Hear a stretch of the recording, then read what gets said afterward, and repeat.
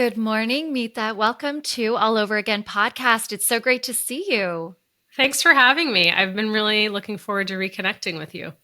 Likewise, it's been a minute since the Hey Mama event that we did during the pandemic, which feels forever ago and yesterday at the same time. Absolutely. And you connected me with Alexandra Carter, who was Yeah. on the panel. And I have a story about my connection with her and my book coming out, which I'm excited to talk about. Oh my gosh. Okay. Do you want to tell me now or do you want to tell me later? Well, I can tell you now. I mean, that panel was amazing. It was during COVID. And I don't know if you remember, my daughter was really sick that night. So I had to leave the panel early.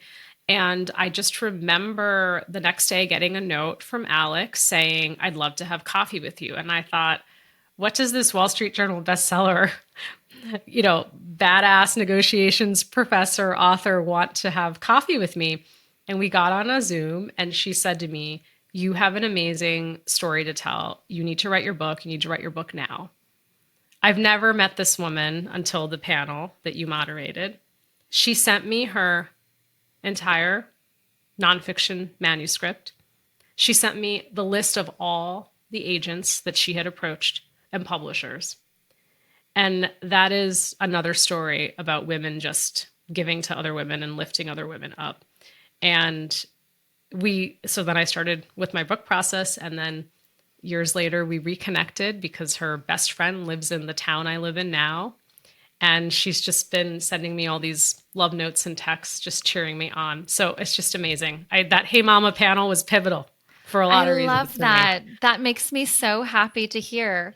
And what's interesting is you're saying that the first thing that struck me when you were talking about it, your experience was I didn't understand why, this big badass author, yeah, Alex was contacting me to want to meet and telling me that I should write a book. I mean, the first thing I thought of was, of course she was. I mean, that's so funny that you were you were selling yourself short already. Like what Yeah, happened? we all have self doubts. We all have self doubts. I always talk about I am not an overnight success. It has taken me a lot of work, self doubt, rejection to get here. But it was pretty incredible. It's pretty incredible when you meet people who see something in you that you haven't seen in yourself yet. Isn't that amazing Help how you that see. It's happens? amazing. It's amazing. So I'm forever grateful for you, Hey Mama, the panel, Oh, meeting her. She's in my book acknowledgments. Yeah, she's played a pivotal role in me finding my way back to writing. that's amazing. I love hearing that story. So let's talk about you. Can you describe Oof. yourself in three adjectives? My three adjectives for now in this season of my life, I would say, is kind, empowered, and unstoppable. Unstoppable is my word of the year. Every year I pick a word. So unstoppable was my word of the year for 2023. If you ask me these three adjectives next year, they might change, but that's how I'm feeling today. So let's talk about your mantra from this year, unstoppable. Why did you choose it? I chose it because it's taken me a long time to get where I am. And so now I just feel like I am really focused on being the best version of myself. And when we all can do that, we're unstoppable. If we start really focusing on what our unique talents and gifts are, it's just an exciting time. It's an exciting time. Indeed. And we will talk more about your book because I want to learn more about that. And interestingly enough, this morning I was on LinkedIn and I noticed your post about Oh, yes. comparison. Hmm. Again, it's like interesting for me to think, wow, Mita's she's a normal person just like us. She's not just a public figure. And Yes. talk to me about what inspired you to write that post. You know what inspired me to write that post? I'm going to be real honest. Is I saw all these posts people had about going to Cannes Lion Film Festival, and I'm a marketer. I spent many years in marketing, transitioned to chief diversity officer work, and I had a moment. Listen, we're all human. I am. I'm like, I should be there taking selfies. Like, why can't I be there? Why can't I be as cool? Then you go down this rabbit hole. I should have been a chief marketing officer, and oh my God, all these people have all these cool experiences they give their kids. I'm not doing that. Like, I'm not social enough. No one invites me to parties. Like, you're sort of going through this rabbit hole of all these things. But I think I know I'm growing because I get better and better. I have, over the years, less compare myself to others. People will say all sorts of things to me like, why did you become a chief diversity officer? You should have been a marketer. You could have been a CMO by now. Like, when are you going to go back to doing like a real job? And you're like, what? And so people will always say those things to you. But I also think we live in a society right now. I mean, why are we so obsessed with comparing ourselves with each other? Well, one, because it's a way for brands to sell us more stuff. Let's just be honest, right? Yes. More consumption of things. But I also think it's easier for me to compare myself to you than for me to focus on the work I need to do. So it's easier for me to be like watching your Instagram, and be like, oh my God, I can't believe she did this. And rather than me being like, okay, well, what am I proud of? Like, what are the things I'm going to work on? So are you focused on comparing yourself more to yourself? Yes, I am, to where I've been and where I'm going. Absolutely. Because there's only one me. And I can't spend my life thinking about what I don't have, what I want. Now, here's the thing. There's a difference, I think, in being grounded in gratitude, being grateful for what you have and the success you have, and you can continue to work towards things. But I think more and more as I've gone through life, I'm less concerned about what other people are doing and comparing myself. Now, I'm human. Of course, I fall into that. I just told you, I'm like feeling FOMO that I wasn't at camp. Like, what would I do there? But it was just this moment of like, oh my God, everyone's there. Like, so many people in my network. You're like, okay, move on from that. First of all, I've been there many times. Yes. I still go there, especially because I was formerly in corporate America. Yes. And when you're in corporate America, as you know, people tend to identify you by your company. And so you Yes. get invites and you get all of these cool perks because you work at XYZ. Right. And then all of a sudden, when you pivot and you go off on your own or you work for a newer company or an innovative company that is not Right. necessarily corporate, all of a sudden it's just different because you don't have perhaps the budget you once had, right? Yes. On marketing spend. And so you don't get Well, as many invites. absolutely. Well, listen, I was in corporate America for a while and I never got an invite to Cannes. So We got to that's change okay. that. I'm still doing well. That's all right. Yes, I'm still good. yes. But I've that never been is invited to Ken Lion just to make you feel better. it's great. That's it. We'll start our own club of all the people who've never Yes. been and don't want to go. It's fine. But comparison is, someone said this in my comments this morning on the LinkedIn post. Comparison is the thief of joy. It steals the joy out of your life. If you're constantly thinking about all the things you don't have versus somebody else, you're not able to experience joy in the success that you've had. It's so true. I believe that statement so much. And at the same time, though, I think we all get caught up in comparison too, especially with the advent of social media, right? We're looking at Yes. social media and we say, oh my gosh, to your point, like, oh, I should have put my child in XYZ camp. Look how much Yes. fun they're having. But we're seeing like a 1 second or maybe a 15-second reel snapshot. And that's just not, it's not real. And It's people not. can formulate their own content. Right. We see what someone has engineered us to see. It's the story we've curated, Yes. what we want people to see. And so that's why when I think of my social media feed, particularly LinkedIn, I want to talk about how I can educate, learn from other people, and also be vulnerable about the things I'm experiencing, because otherwise it's sort of like, look at me and how amazing I am and all the success I've had. And it's not always that way. It's not always that way. Well, the success shows, which is amazing, but it's also so appreciated that you're being real and vulnerable. And I Oh, think thank you. it makes you relatable, especially aspirationally to people that are working towards that or perhaps even pivoting, right? Right. Because let's face it, a lot of us are not wired to stay in the same corporate job for our entire Absolutely. lives anymore, you Hmm. know? And so, can you take us back to a pivotal personal experience that brought you to where you are now? A pivotal personal experience.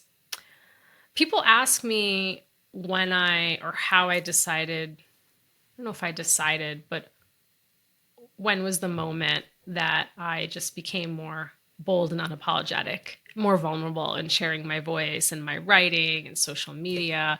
And it was really, I would say, my dad's death. He died suddenly back in February 2017. And there's nothing like grief that resets your life, because for anybody who's lost someone suddenly or knew the loss was coming, but you never prepare yourself, it changes your life forever. And so then you start to have a different sense of life, and that things are more finite than we realize. And so that you try to live your life to the fullest and every day to the fullest to make impact. Oh, I feel that so deeply. I really do. I'm like trying to like not get emotional right now. My father passed last year, I'm and so sorry. thank you. It's definitely redefining, and initially I feel like I was frozen. I feel like I was frozen in Yeah. that moment, and I didn't know what was up or what was down, and there were some complications. There still are some complications with some toxic people that my dad left behind. And so that's another layer that kind of delayed me from grief. And then getting into grief, I think it's an important topic too. I don't think people talk about grief enough, We don't. right? I think people are afraid of these conversations. People are afraid to talk about death, or afraid to talk about feelings and Right. grief.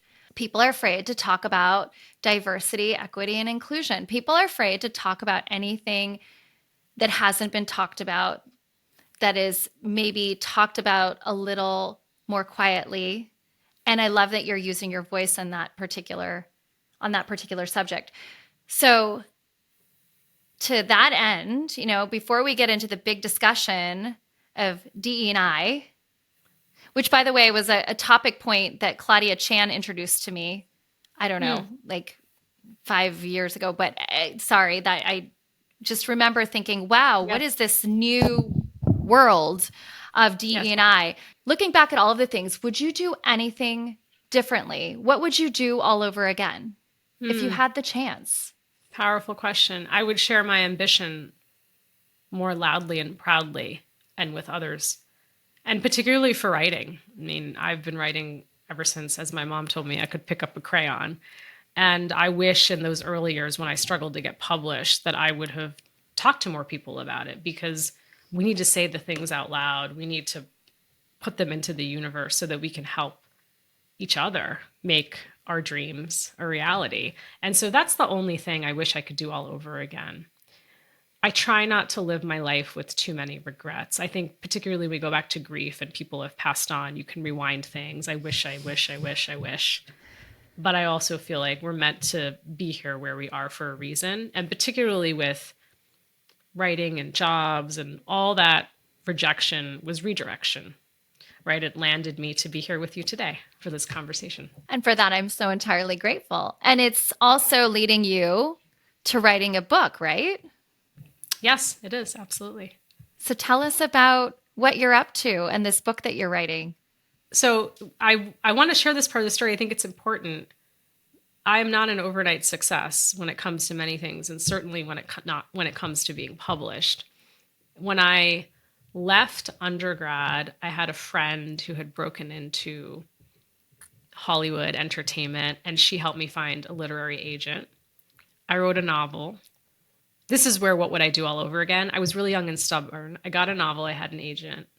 I got all this feedback from editors and I didn't want to hear it. So I didn't change the novel. I wrote a second one. Wrote a second novel. Got more feedback, didn't want to change it, wrote a third novel. I'm not making this up. It was over the course of 2 years, right?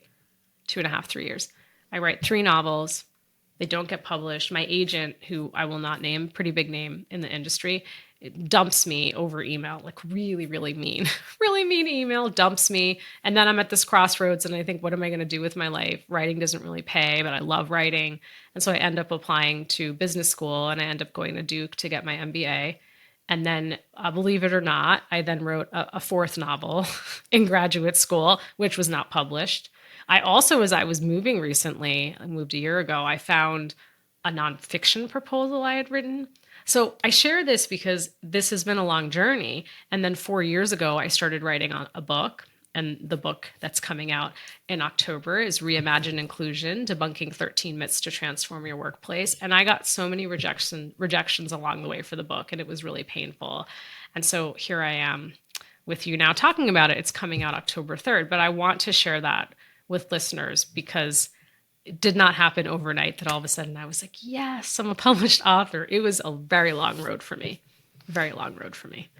And what did that rejection teach you? Oh gosh. So here's the interesting story I have. Many people have rainy day folders. Do you have a rainy day folder? No, but I'm thinking I might need one. Tell me more. So a rainy day folder is for the down days in your life. You click on your rainy day folder. It's full of love notes from all the people who love you, like emails and notes, right? Particularly like from a workplace setting, if you've gotten praise from your manager, rainy day folder, like the days that you're feeling down, go check that folder out. I have a rejections folder. Yes, I do. I have a folder of all the notes and all the notes the editors sent me for passing on my book that my agent had forwarded to me. And some of them go like this. There are a lot of people who look like Mita writing books like this. Can Mita come back to us when she has a book more like Sheryl Sandberg? Mita's writing pops off the page. She's a masterful storyteller. And I don't know who's going to buy this. Like, she doesn't have enough followers. And so really painful, right? And I always was looking for, Natalie, like, where is the nugget of feedback? Because if anyone had feedback on the writing, I wanted to hear it. But the feedback was about a lot of other things that weren't actually about the material. And so my good friend Lan Fan said to me, who's the CEO and founder of Community of Seven, she said, do what you do really well, which is community and conversation, keep doing it, and the book deal will happen. As I was just so devastated. I'm like, this book's never going to get published. And then I started my own podcast with my friend DC Marshall, Brown Table Talk. I was very focused on putting out good content for free, quite frankly, focused on my job, my kids. I just kept going. And then one day, my co-host Dee, with her assistant, keeps FaceTiming me during the day. And I'm like, I only FaceTime my mom. Like, why are you FaceTiming me? I'm at work. What's going on? And then we finally get on a call that evening and they're both crying and they have a note. And the subject of the email says Mita Mallick. And it's a note from Wiley, an editor at Wiley, Victoria, who represents my friend Dee and says, your co-host sounds amazing. Does she have a book deal? Could you make an introduction? And so that's just a story of you don't give up. You just keep trying different ways to achieve what you want to do. What's crazy is that as we think about comparison and we think about all of these different sort of elements, right? They are learning opportunities for us, but in the moment, they can be so hard to handle. I mean, Absolutely. Even going back as you're hearing all of the feedback from publishers, the direct sort of intake is, okay, I'm being rejected. Yes. But I also wonder, was the world just not ready to hear this? I mean, were you talking about DE&I back then? And if so, was the world ready on the level that it is today to hear what it's about to hear in October? I think so. But I also think diversity, equity, and inclusion is a topic that will never go away. For sure. For me, it's about my lived experience. And I think what happened, particularly around May 2020, the murder of George Floyd, which my friend DC Marshall has coined the diversity tipping point, when corporate America finally said Black lives do matter. And there's been some criticism in the marketplace of what companies have actually done since then. But there were a lot of great books and material coming out. So there was this idea, well, she's just another voice. What is she going to add? And so when I was working on this book, I really thought about that. There are a lot of great books on leadership and inclusion in the marketplace right now. And so I wanted to ask myself, what would be my unique contribution? So I think that being rejected helped me sort of redirect and refine the material for the book. I also think building a community that I love, that I'm engaged with, all of those individuals now, not even having read the book, are pre-ordering because they've seen so much of my writing and content because it's a promise, right? Many people haven't read the book yet. They've pre-ordered it. So thank you very much because they believe in what I have to say in my writing. But that wouldn't have happened maybe 4 years ago. Absolutely. Well, maybe it would have, maybe it wouldn't, but for whatever reasons, Yes, publishers, journalists, right? There's always a topic that people want to focus on at the time, and somehow they absolutely. have their vision of how it should go. Your book is coming out. I'm excited. Are there pre-advance copies available to read? I have limited ones. I have press copies that are getting ready. It's coming out October 3rd. Reimagine Inclusion, debunking 13 myths to transform your workplace. And I wanted to say all the quiet parts out loud of what holds us back from making meaningful progress.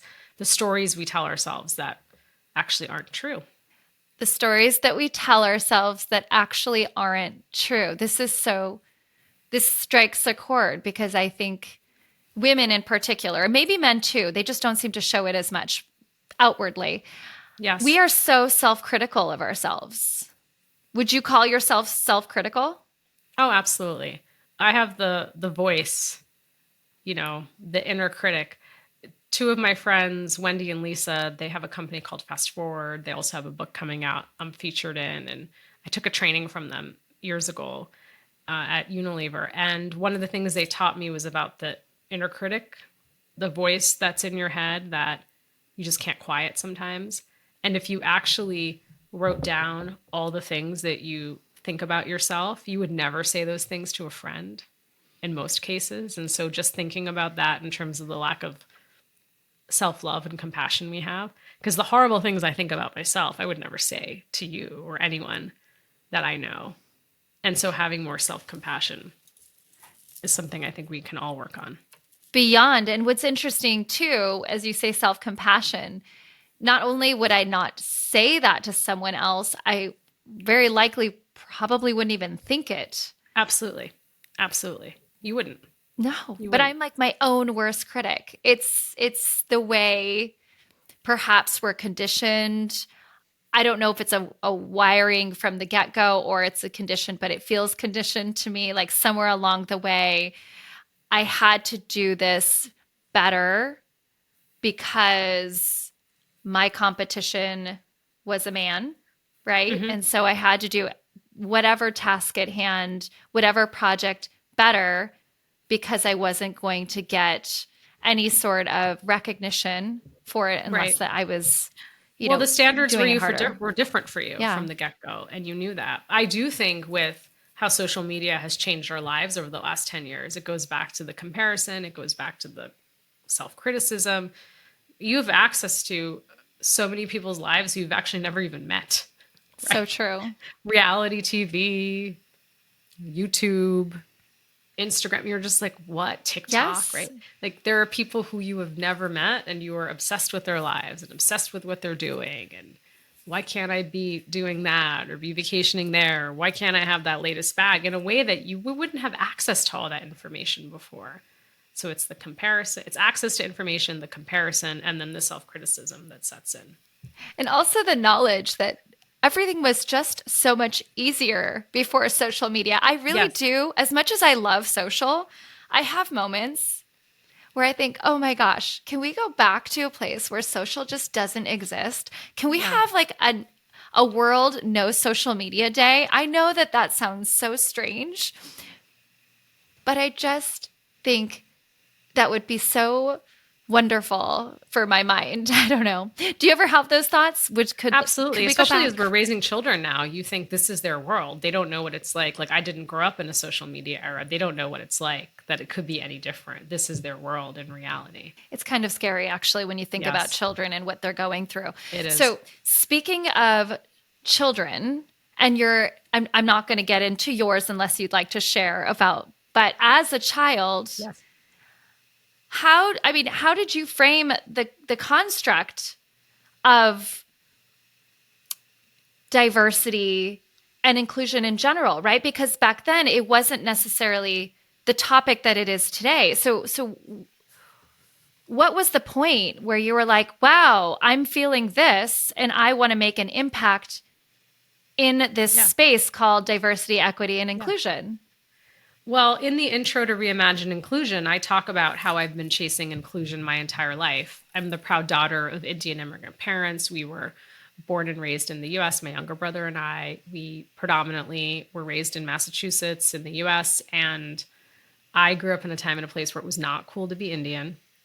I was the funny looking, dark skinned girl with the long, funny looking braid whose parents spoke funny English until it wasn't funny anymore, right? This idea of something being funny, different, strange, we start to other people and we start to stereotype. It becomes the gateway to hate. And I was bullied both verbally and physically by my peers a lot. So I knew in my community I didn't belong.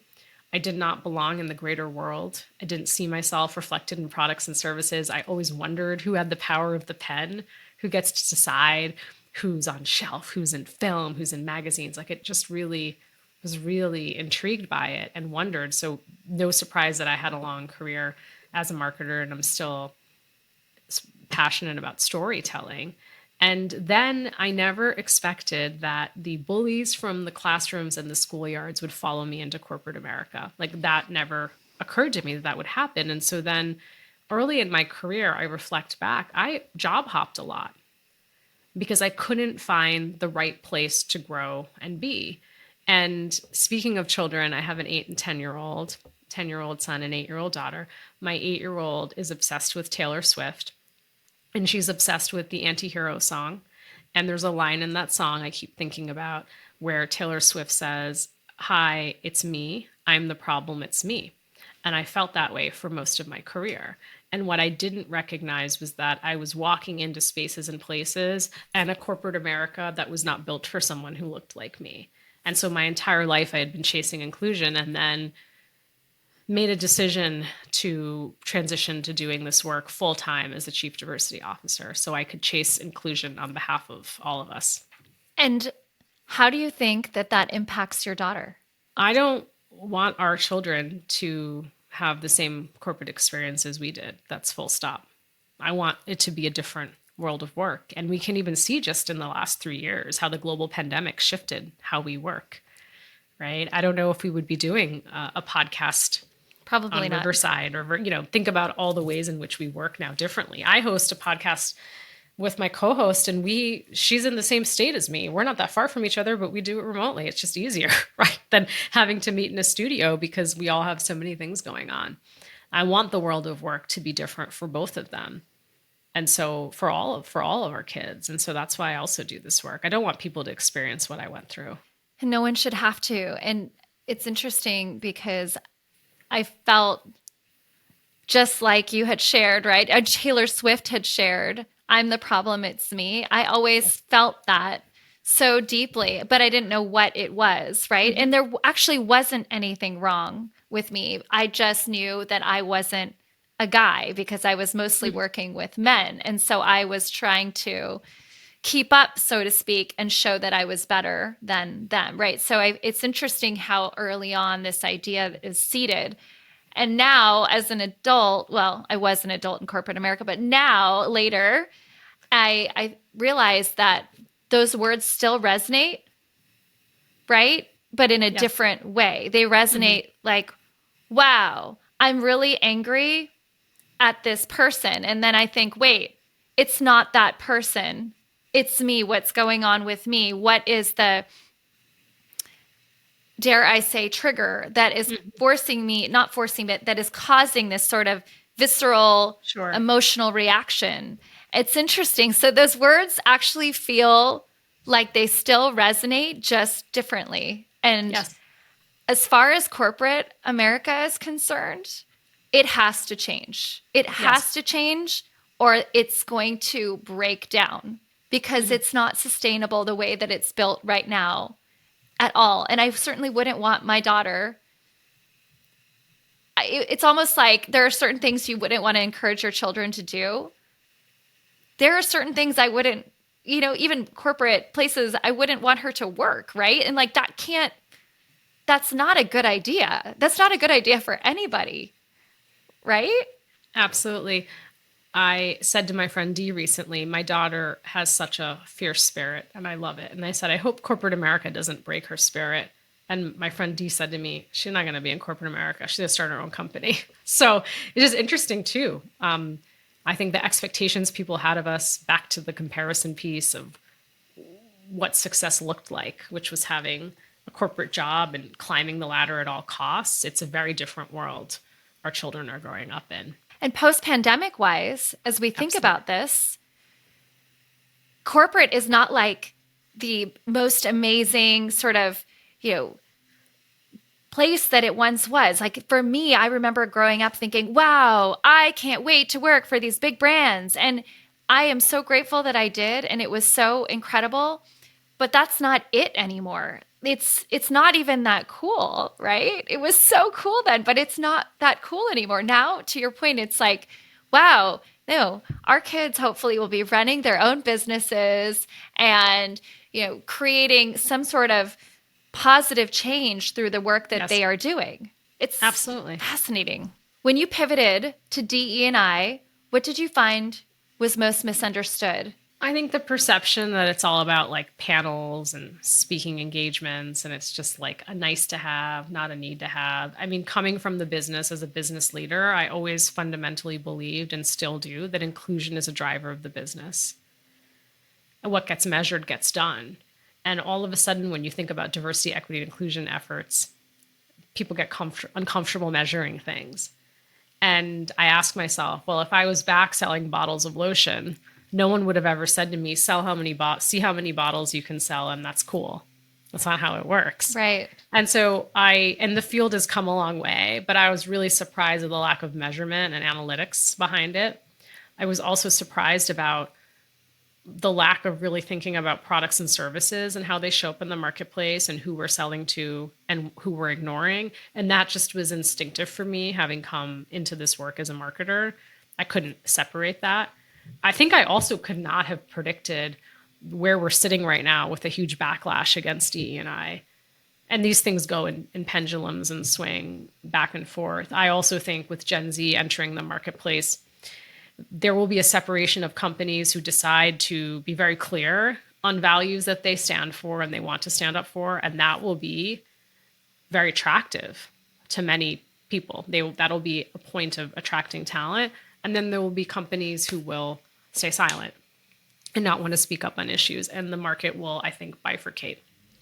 And maybe you'll have some in the middle, but it will be, I think you'll see a lot more changes in the next few years on the demand people will continue to have on their employers, on what they expect them to do and say and speak up.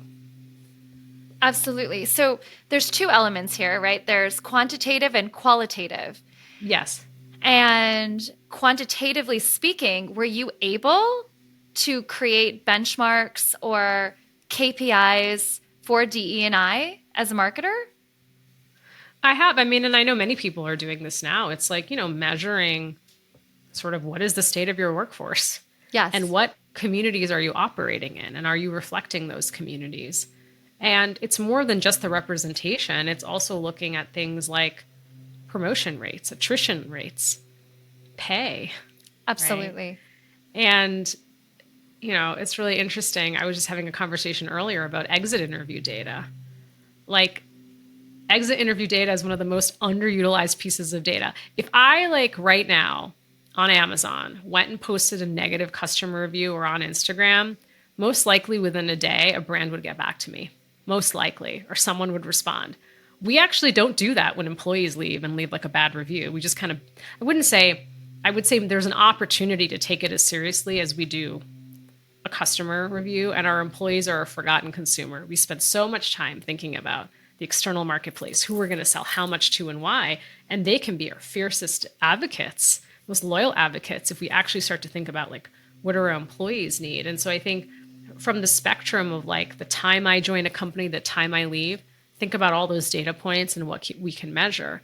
And then there's the piece of like, as I talk about in Reimagine Inclusion, we're on a journey to constantly upskill ourselves to be more inclusive leaders. There's no destination, but it's a journey of how you educate yourself on experiences that aren't your own, how you think about how you can interrupt bias in the really small and big moments. And finally, like I say, like we are all an ally for somebody in our workplaces. Like each and every one of us has a responsibility.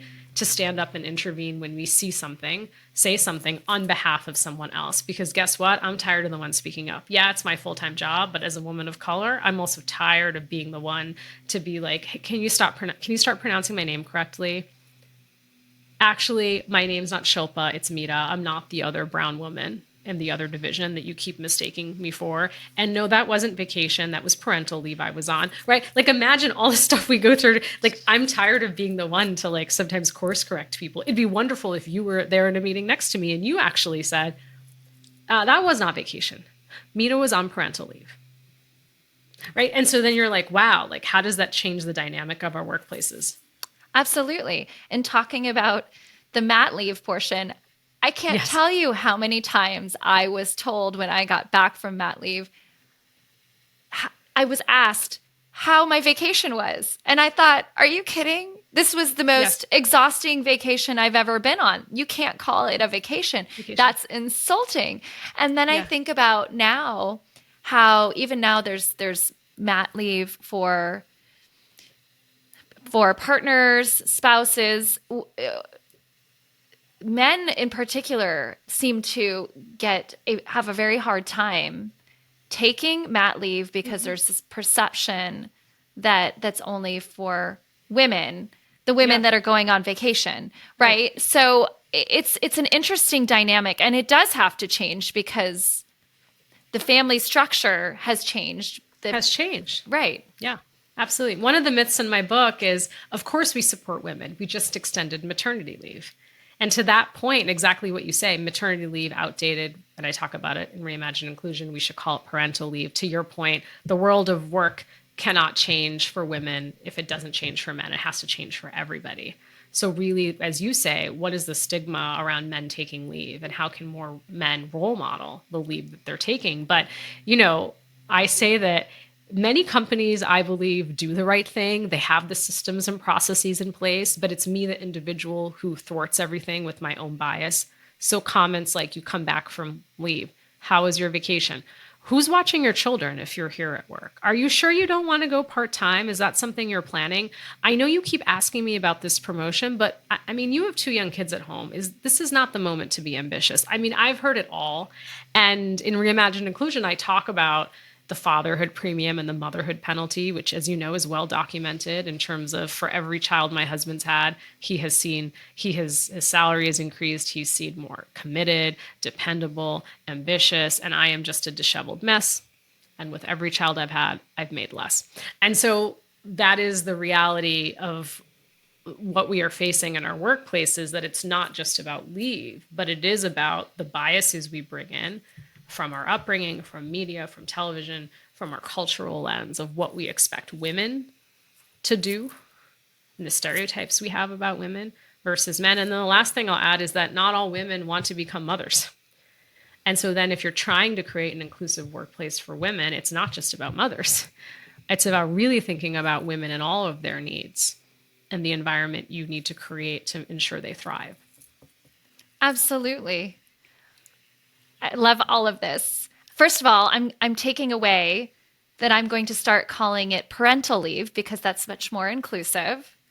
And Yes. that does support men who are also taking leave because, to that point, I feel like there's this bias against them. Also, I'm learning so much. I need to read your book. I'm very excited about it. Yes. And also, Thank you. the communication aspect too, it also makes me think we really need to have a very straightforward communication from businesses and corporations, or not even corporations, businesses, with their employees about, this is what you can expect if you take parental leave. You are going to be protective. You're not going to lose a portion of your bonus if you are gone for XYZ amount of time, right? Like, none of that stuff, I don't know about for you, but for me, it wasn't communicated. And Absolutely. when my bonus was cut and a lot of my time period of being on parental leave was actually during the holidays, I thought, that's not how does that make sense, That's not fair and equitable. Right. And I remember thinking, wait a minute, I was gone, realistically speaking, for 4 weeks that were actually work Oh my gosh. time. And what was so insane was I was told, well, you were gone for, basically 3 months. And I was like, but I really wasn't. And I set everything up so that nobody really had to do anything. It Oh my just goodness. kind of was this working machine Listen, while I was your gone. your I'm preaching to story the is choir. my story, is all of our stories. I had the same thing happen when I came back from having my daughter. At the time, the company called it maternity leave, had a had a had not enough days. They've changed it as of now, but I ended up taking 6 months. I took a portion unpaid. I came back and I got the lowest possible rating that year. And I said, but I didn't work half the year. I don't understand how I'm getting. Oh, well, the business tanked while you were out. And again, I didn't work half the year. So one of the things I'm super passionate about from that experience is making sure we are all, as leaders, as companies, making sure we are evaluating individuals on leave fairly and equitably.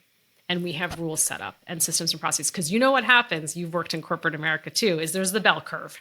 So you've Yes. got the ratings and you're forcing people on the bell curve. And this is also what I'm worried about with the new way of working. If I'm in the office less and you see me less, are you more likely to give me a lower rating? Same thing. If I'm on leave for 6 months, it's easier just to give me the lowest rating because it's the bell curve, right? Just put all the women who are on leave there. It's so true. Luckily, I had an amazing boss. I had an amazing executive manager. Great. And so I was able to get past that. But there were other leaders that laddered up to my boss, didn't like that I was out of the office a lot. I was a marketer, I was constantly traveling.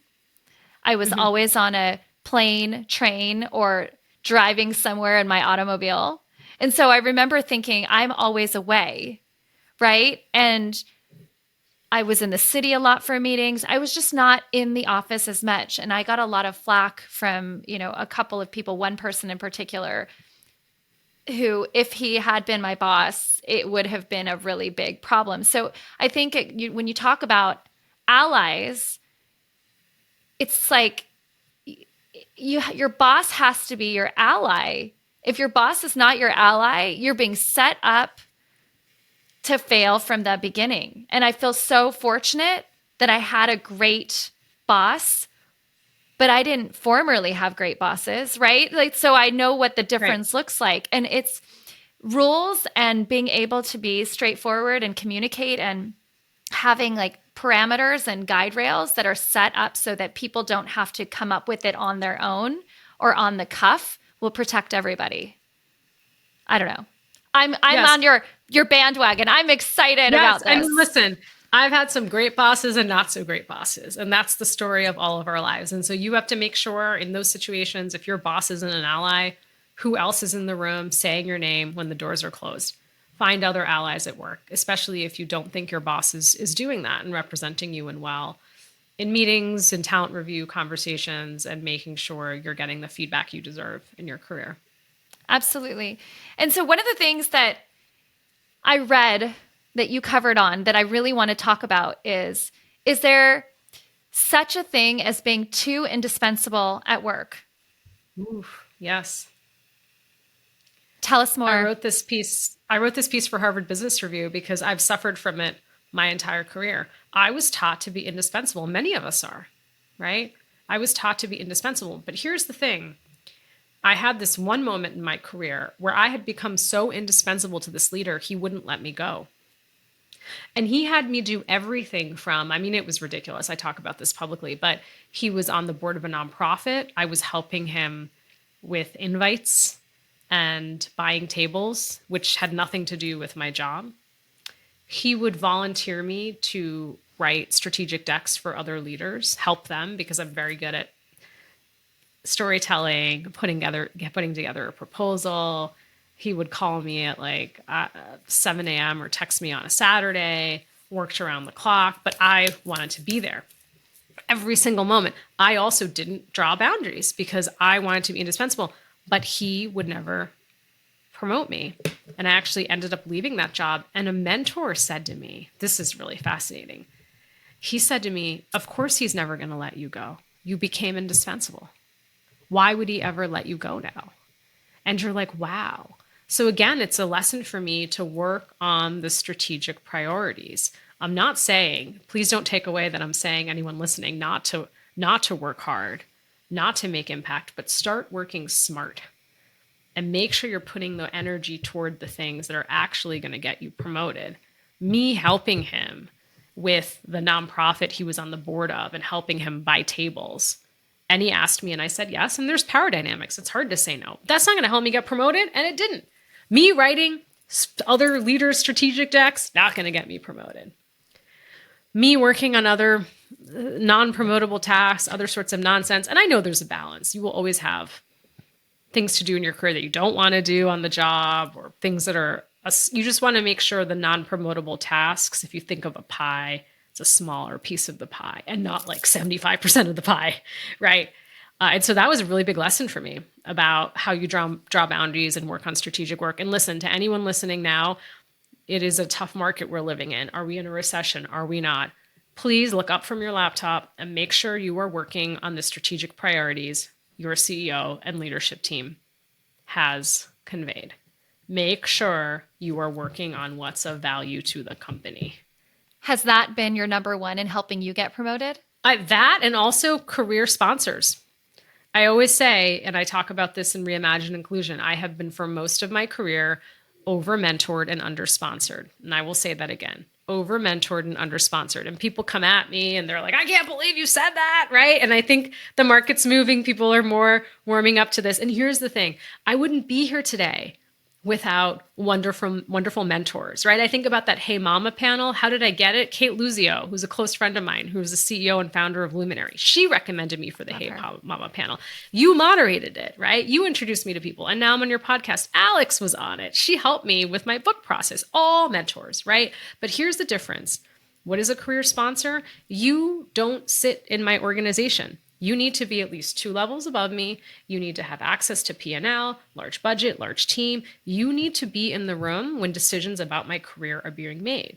You need to be willing to expend social, political capital. You are going to help me get a raise, a promotion. You're going to put my name on a list for a job I didn't even know existed. Internally, a special task force. You're going to help me get coffee with the CEO or C-suite member. That's what sponsorship looks like. You are literally advocating for my career versus mentorship, where you might be giving me career advice. But in the sponsorship, it's a relationship where we're both making impact at work. You shine, I shine, and you are helping me advance my career. And like I say, what is my job as a leader? The number one job a leader has is to create more leaders. So if you decide to sponsor me, it's a win-win. You're also going to make yourself look good in the process. And part of that has to do with allyship, right? Like we've talked a little bit about this too. Can we talk a little bit more about that? I do think a career sponsor can also be an ally advocate, whatever language you want to use, right?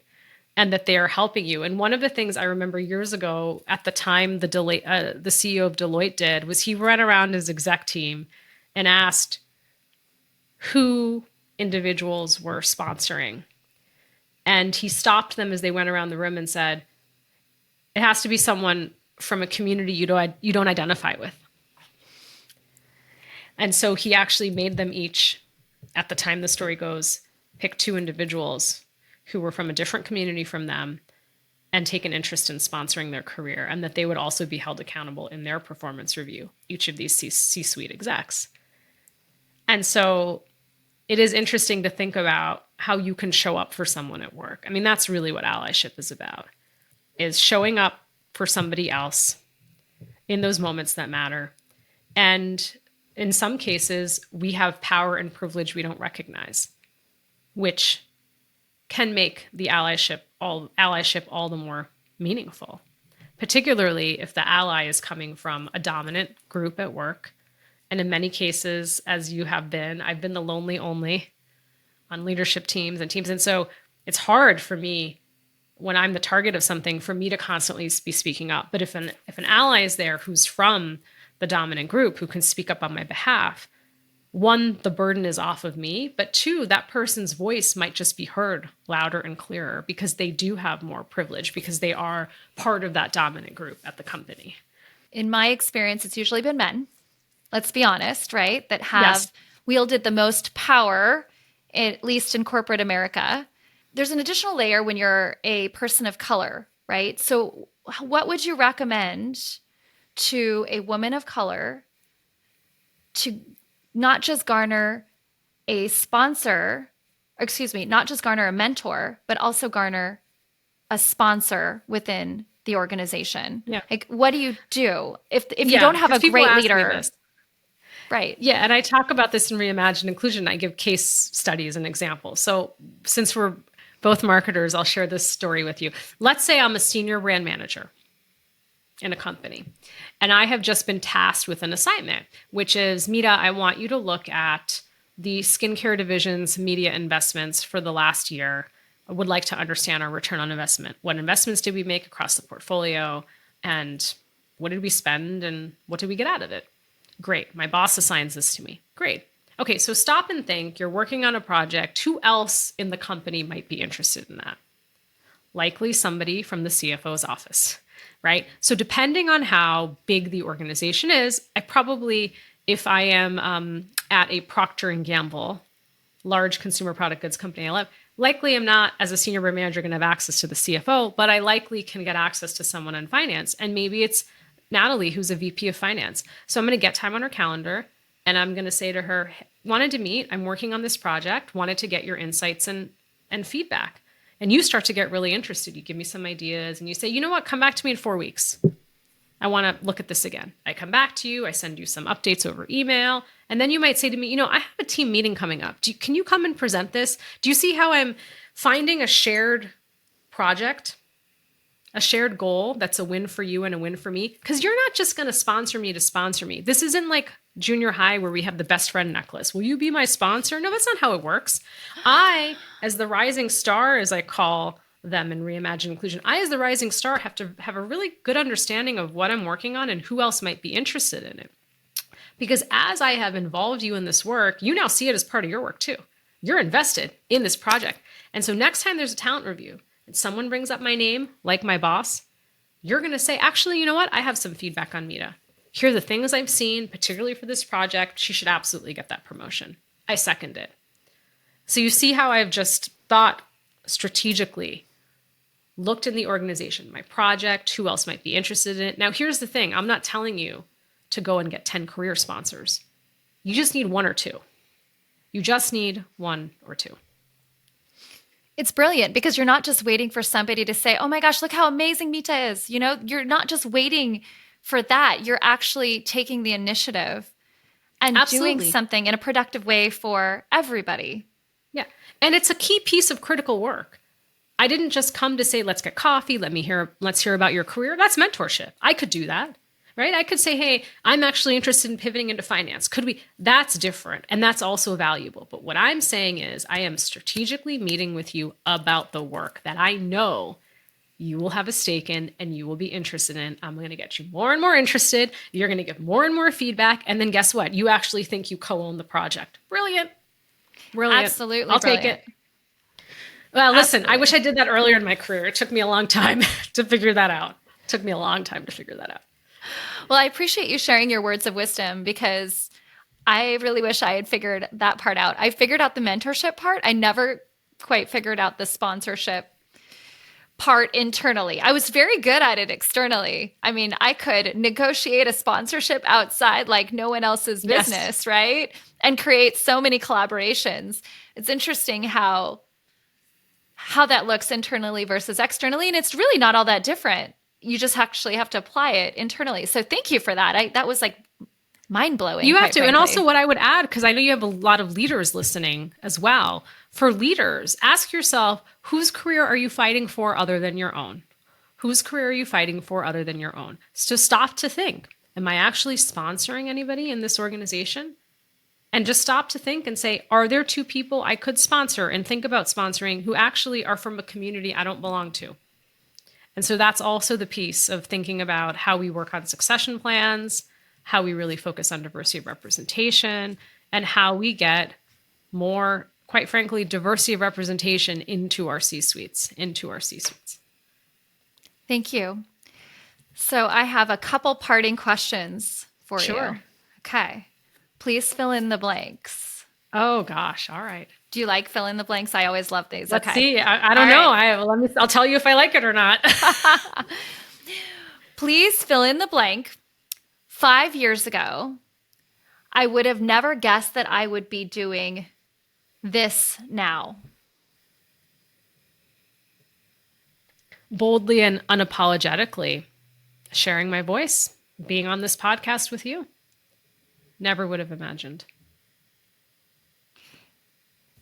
You knew you were going to write a book, right? But someday, you knew that was going to Someday. happen? I knew, I hoped, but I had been rejected so much, I kind of buried it. And you know what they say? It's like when you bury a seed, it grows. But I had buried the dream and it just like, it wouldn't, the universe wouldn't let it go. Like it just, like every sign kept pointing back to writing. But I think my confidence had been so shaken. It had been so shaken. And now, do you feel like your confidence is like as a person who has arrived. I mean, you had arrived already, right? Publicly, but like internally as a person who has arrived, do you feel like you have the confidence? And maybe this is a loaded question because do we ever really have all the confidence? But do you feel like you have the confidence now to say like, wow, I am ready to own what was meant for me? Absolutely. I feel like I'm standing in my power and truth for the first time in a long time. And that's my season. I'm going to embrace it. And I want to do that to role model more for other women. That this is what it looks like. Is my confidence shaken? Of course. Goes back and forth. My friend Christy DeSantis is an executive coach, and she really focuses on sparking confidence in women. And she talks to me about shadow moments. It's really interesting. So like confidence is not like 100%. It's like my iPhone battery charged 100%. It's like, no, it goes up and down depending on, and we talked about losing our fathers. Huge hit to confidence, right? And so our stories are constantly being rewritten. For now, I'm really confident and comfortable in who I am, and I'm going to hold on to that for as long as possible. Are your children in awe of the fact that you are writing a book, that you've written a book that is being published? So let me tell you my story. So my son Jay is 10, going on 20. My daughter Priya is 8, going on 18. And I had not told them that I had a book coming out. And my mother said to me, you should tell the kids. And I said, okay. So one Sunday morning, we're having breakfast. And I say to my husband, get the phone, we're going to videotape this, right? So I'm all excited. And I was like, okay. Hey, guys. I shouldn't say guys. See, language matters. Hey, kids. I'm still working on it. Hey, kids. Look, family. Oh my God. Look, when I type my name into Amazon, a book comes up. So my son looks at it. He's like, yeah, okay. And my daughter says, can I have more Fruit Loops, Mom? So that kind of just nothing like that to ground you real fast. So I hope they will read it someday. They are mentioned in the book, but they were hungry for Fruit Loops. So that's what they were focused on. Oh my gosh. Well, maybe And that was recorded. So I have that little video forever. Oh, that is amazing. Isn't that incredible? Talk about confidence. There's nothing like confidence busting like our own kids, right? But it reminds you of what's important, right? It's great. I'm really happy that I'm writing a book and it's being published. That's written, it's published. Awesome. That doesn't define me though, right? And that's just another reminder of that. But you're stepping into your purpose and you are helping so many people by shining your light, which is huge. And speaking of shining your light, what is lighting you up right now? I know your book is a big part of that, but what is lighting you up right now? My kids. They're my number one priority. Number one job is mom. And then number two, my day job at Carta. And then my book. But yeah, my kids. My kids are lighting me up. Do you talk about that in the book? About the, fictional balance that's out there, right? Everybody talks about this balance, but do you talk about that balance? I do a bit. I probably for a next book, but yeah, it's work-life integration. There's no balance.